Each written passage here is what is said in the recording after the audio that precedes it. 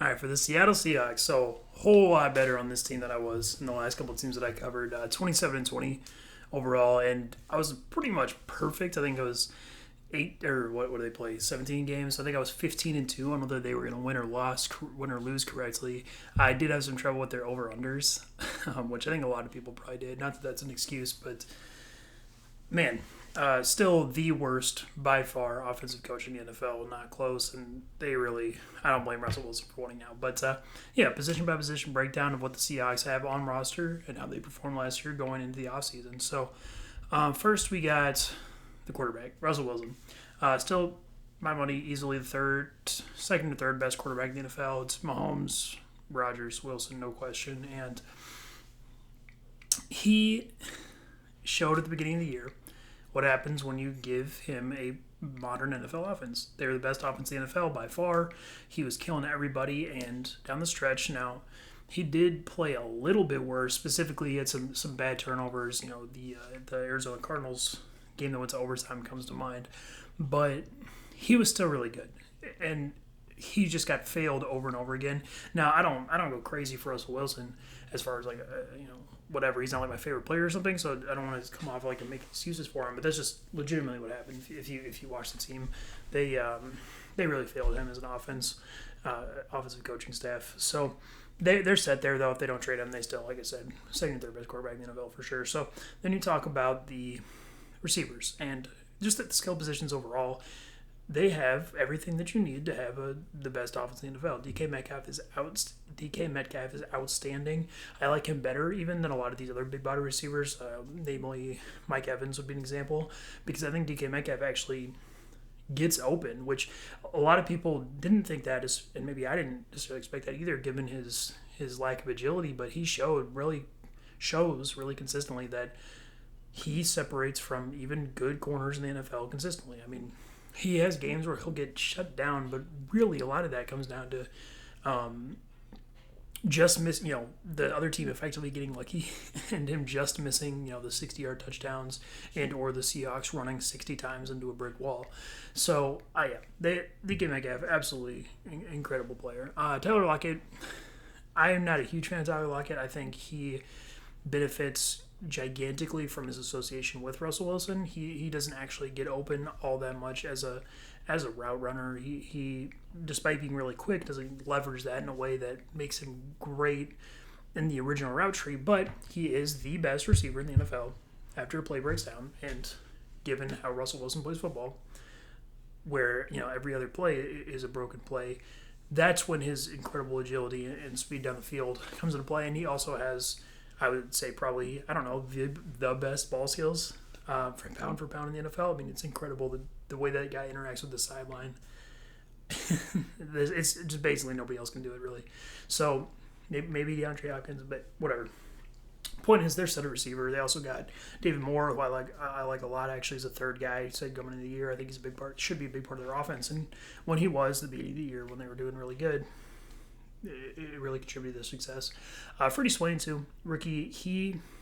He's okay. I'm not gonna go crazy for him, and I think he benefited from the whole Russell Wilson thing too. But he showed that he can function. So, you'll take him.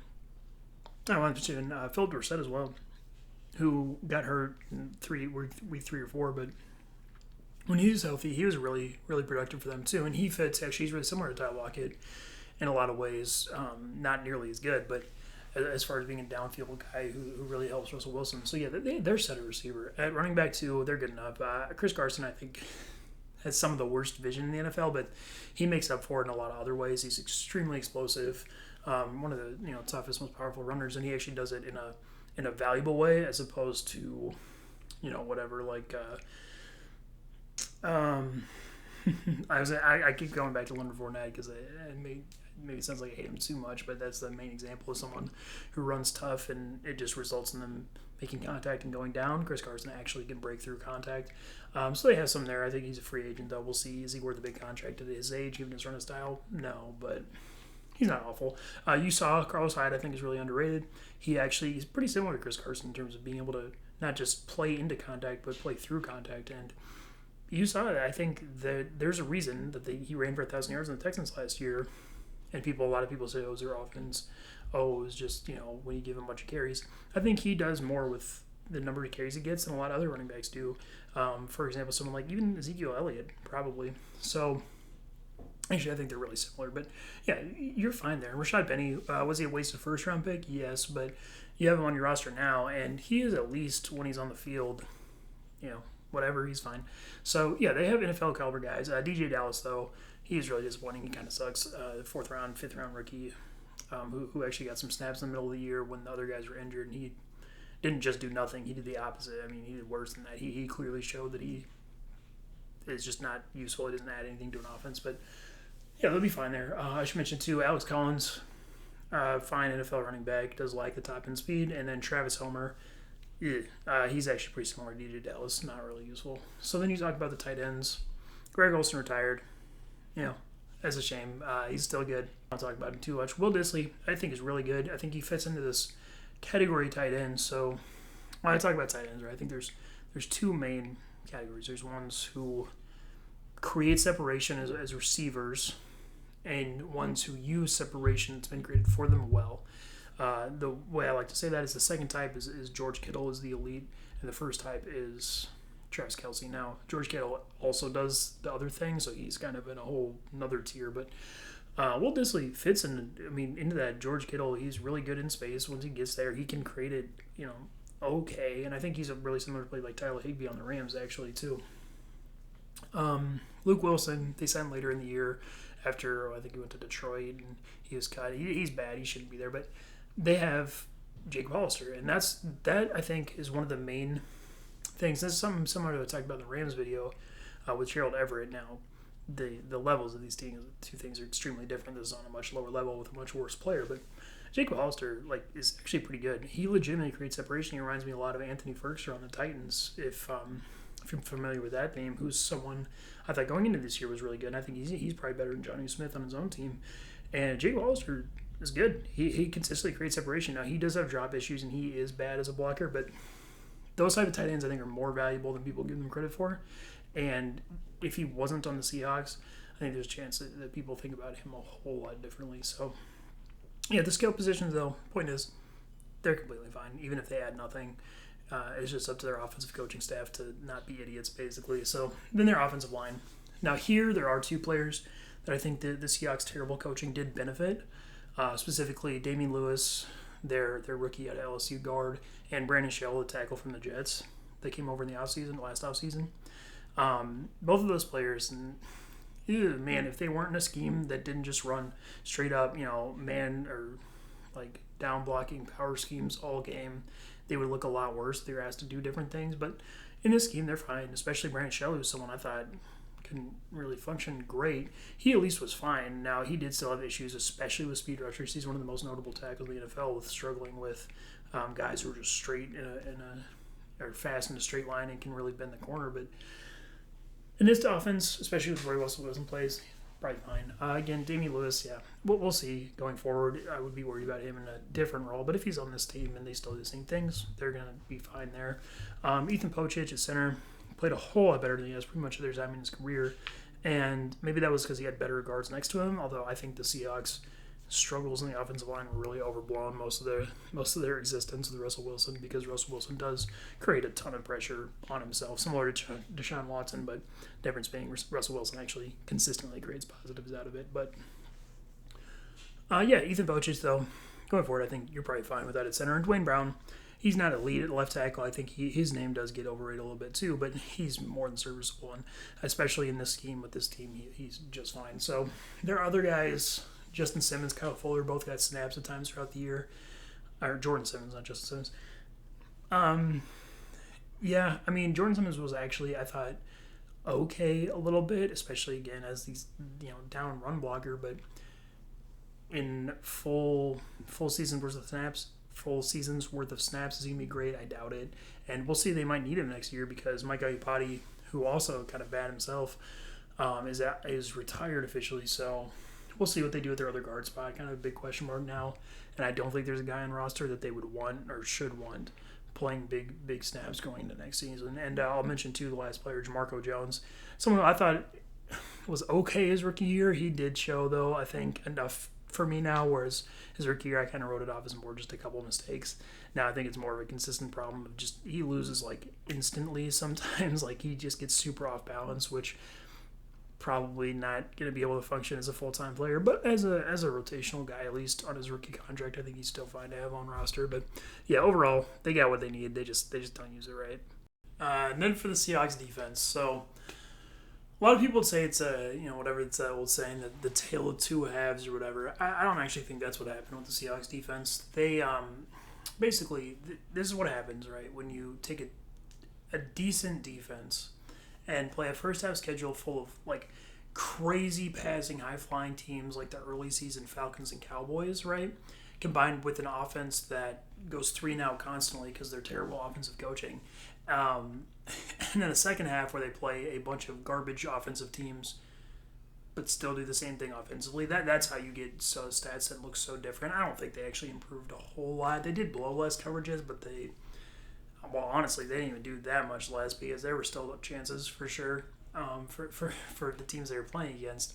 But yeah, the other big thing with the Seahawks was the Jamal Adams trade. Actually, I'm not going to criticize them too much for that. 2 first-round picks might end up being a lot, but Jamal Adams is really good, and I do think that he's the type of player that if they were better, he could have been the difference with them making a Super Bowl or not, which obviously that applies, the way it phrased like that applies to a lot of players, but I actually don't think it's the case. Not that many players make a definite difference compared to other guys in their position, whereas I do think Jamal Adams is one of those guys, so we'll see. It depends on who gets drafted with those picks from the Jets, but I actually don't mind the trade. So, position by position. First, defensive line. I'll start on the interior real quick. Jaron Reed, Poona Ford, they depended a lot on those guys as interior players, and probably too much. I don't think either of those guys are too bad individually, but Poona Ford had more snaps because he kind of was a little bit of a breakout player 2 years ago, but once he played more snaps this year, I think you saw that while he can penetrate some, he's not bad. He isn't like a super impactful guy. And Jaron Reed, pretty similar. I actually like him a little bit more, but again, he's just not enough of a difference maker for me to care like crazy. So, yeah. Beyond them, they found a little bit in Brian Monet as a real big nose tackle. I think he's actually, competent at least, which it's always nice to find players like that. Do I love him again? No. And he's of the type of player that's those fat nose tackles who don't move around side to side a whole lot. That makes me say I'm not super excited, but we'll see. As far as the edges go, a lot to talk about actually for the Seahawks. So first, I'll get LJ Collier out of the way. First round pick 2 years ago, and I don't think it's as bad as everyone says it is. So again, he's not a super impactful player, but actually, I would argue that especially throughout the middle part of the year when they were moving him more inside of the tackle, because they were playing just by being a 4-3 defense. Like if you were to put it in Madden terms, they actually played a lot of 5-man fronts with KJ Wright walked up outside of the tackle on the line of scrimmage, and LJ Collier would slide inside on that side, and I actually think he performed pretty well. He actually showed he could penetrate some. I don't think he plays the run too bad, despite being a little bit undersized in that position, and I actually think that in the right system, maybe with better players around him, he would look fine. Again, maybe not what you hope for in a first-round pick, and a lot of people are going to be a lot harsher on him than I will, but he's really not that bad. So then you talk about Carlos Dunlap, I think is what I'll go next. So that trade worked out for sure. Now, I don't think he was quite, again, as impactful as everybody said he was, because he came in right at the turning point of who they were playing against in their schedule. But he did provide more pass rush than anyone else on their roster could, and that helps a lot. Now, he's not elite again, and we'll see when he comes back next year, given his age, if he's even as good as he was this year. But I'm not super worried. I think he's a useful piece for sure, and they barely gave up anything to get him right, so it's not bad. Benzemayoa, Rasheem Green, both very useful players. I think Benzemayoa is actually a little bit underrated.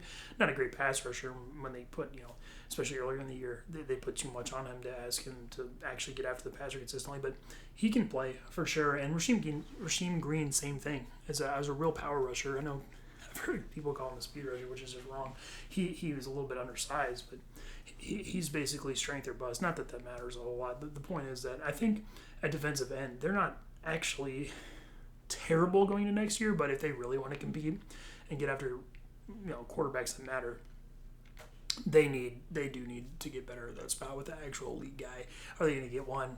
That's tough because those guys you don't find them everywhere. But I do think if they were to get someone like Yannick Ngakoue, something like that, he would bring a real difference to this team, just in that specific respect that they need. So then you talk about the second level. Again, they're incredible there with KJ Wright and Bobby Wagner. Don't want to talk about them too much. They're still both really good even at this age. I don't think there's a decline in their play coming anytime soon, really. Other than that, though, big one, Jordan Brooks, first round pick. Ooh, man. He was not great or even good, really. Made a ton of mistakes. He was kind of like Patrick Queen in a lot of ways, the Ravens rookie, without the high end of plays, because at least Patrick Queen showed some of that. Jordan Brooks, I mean, he had a couple where I thought he reacted to runs okay, but you're hoping for more than that from a first rounder, especially a linebacker, and we'll see if he gets better, because I'm not going to rule that out. There was enough there for me to not be terrified about him, and actually I think he was fairly similar to a player like Isaiah Simmons, drafted 30 spots, about ahead of him, but not super encouraging. Although for just next year, again, with KJ or Bobby Wagner, they're going to be fine at the minimum. So then the secondary. Seahawks secondary, really unique position. So I think their safeties are both really good. Jamal Adams, proven himself to be extremely useful player. He was the Seahawks' best pass rusher this last year. I know people talk about that a lot, and it's true. But he does still have some struggles in coverage, and they did ask him to do stuff that he just can't do. Quandre Diggs, I really like as a free safety. The Lions gave him away terrible trade, one of the worst ones I've seen. And the Seahawks, again, asked him to do a little bit too much at the beginning of the year as a single free safety behind corners who can't play man. But I think they do that. They're just fine at safety. And Delano Hill, or just Lano, I guess Hill, wasn't awful in the snaps that he played. I think he got a little bit overrated again because he was playing in that part of the schedule. They were just playing, garbage teams. But there's a little bit there. As far as the corners go, that's a lot more issues. They paid Shaquille Griffin. That's a mistake. He's bad. He's in this type of bigger press corner who gets he can press players that aren't good, which is just not that valuable of a skill set because those players aren't going to kill you even if you don't get hands on them early. So, but yeah, with Shaquille Griffin though, yeah, he's just asked to be a number one corner, which is something he can't handle, and really should be no more than a number three in a good defense, really. And that really similarly applies to Trey Flowers and Marquise Blair. Both players who they're press man coverage guys who can't cover the best players, so their value is just really limited. And going forward, I really hope they don't rely on them because they have other guys on the roster who are just better. Quentin Dunbar was a little bit worse after his whole jail thing than he was last year, but he didn't get burned nearly as much as I think people think he did, and a lot of that had to do again with other defensive failings and with just their terrible defensive scheme at the beginning of the year where they were just asking him to do too much. Now, I don't think he's great, but he's fine. And they found some in DJ Reed. DJ Reed already better than any of the other corner on this roster, and he legitimately could cover players who mattered. And was he crazy about it? No. And he does have some size concerns. I wouldn't ask him to cover, in division DeAndre Hopkins or anything like that, but you don't need to be a valuable corner, and they got some in him. Slot-wise, though, they still struggle. Ugo Amadi, not a good coverage player. One of the better run support guys in the slot in the league, I think, but he's just not good enough in coverage probably to warrant a ton of snaps. Ryan Neal had some height plays at one point in the year, but I didn't really see it with him. I don't think he's all that useful, really. He can't cover well enough to be useful there, and it's not like the rest of the stuff he does is so good that it makes up for it, so...